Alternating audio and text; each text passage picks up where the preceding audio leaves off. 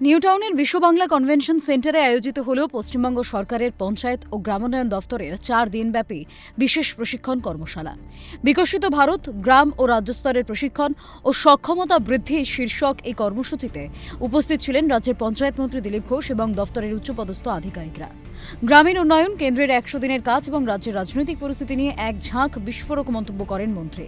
তিনি জানান, বিগত সরকারের আমলে প্রায় 4 বছর মনরেগা প্রকল্পের সঙ্গে কোনো সমন্বয় ছিল না।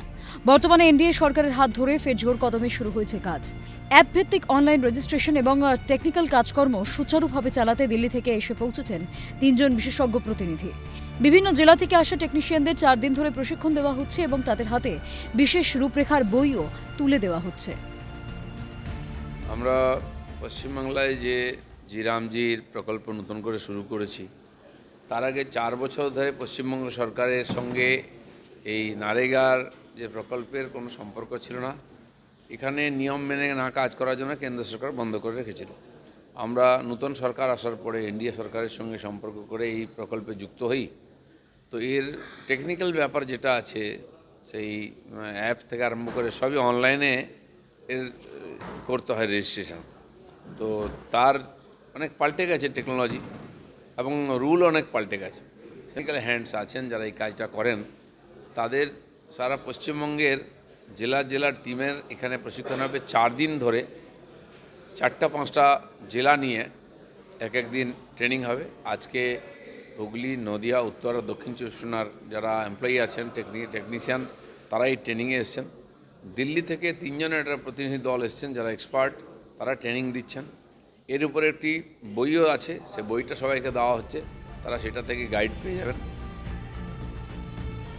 পঞ্চায়েত পরিচালনায় আনা হচ্ছে পরিবর্তন। পঞ্চায়েত প্রধানদের হাতে আর একক ক্ষমতা রাখা হচ্ছে না। প্রশাসনিক দায়িত্ব সঁপে দেওয়া হচ্ছে সেক্রেটারিদের হাতে।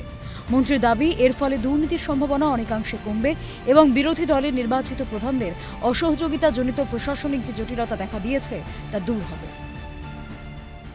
দুটো জিনিস আছে। এক তো দুর্নীতি কম হওয়ার সম্ভাবনা, যেটা অন্যান্য রাজ্যে আছে। প্রধানরা টাকার পেমেন্ট, বিল পেমেন্ট ইত্যাদির মধ্যে থাকেন না বা টেন্ডারের সঙ্গে থাকার জন্য এখানে পঞ্চায়েতে ঝামেলা বেশি। যেমন দুর্নীতি বেশি, সেরকম নির্বাচনে মারামারি, হিংসাও বেশি হয়। আর রাজনীতিকরণ হওয়ার জন্য ইচ্ছাকৃতভাবে এখানে যেহেতু টিএমসির হাতে সমস্ত প্রধানরা আছে, বর্তমান নূতন সরকারকে অসহযোগিতা করার জন্য তারা আসছেন না, কাজ করছেন না, ফলেতে ব্যাঘাত হচ্ছে আমাদের এই কাজেতে।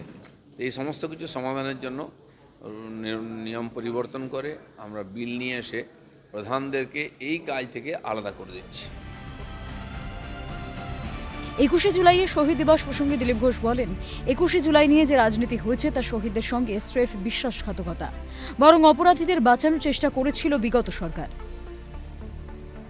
শুধু ক্ষমতা নয়, 21শে জুলাইকে নিয়ে যে ধরনের রাজনীতি হয়েছে এতদিন, শহীদদের অপমান, শহীদদের পরিবারের সঙ্গে বিশ্বাসঘাতকতা, এবং যারা আবেগ নিয়ে এই শহীদের মর্যাদাকে রক্ষা করার জন্য যেতেন তাদের সঙ্গে বিশ্বাসঘাতকতা হয়েছে।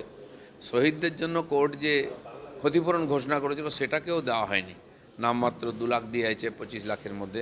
সার্বিকভাবে একটা, এবং যারা এই ঘটনার জন্য দায়ী তাদেরকে বাঁচানোর চেষ্টা হয়েছে।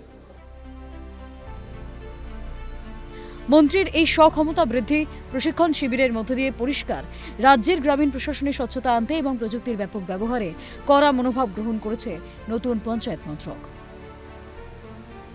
শুভদীপ মান্নার রিপোর্ট, ক্যালকাটা নিউজ।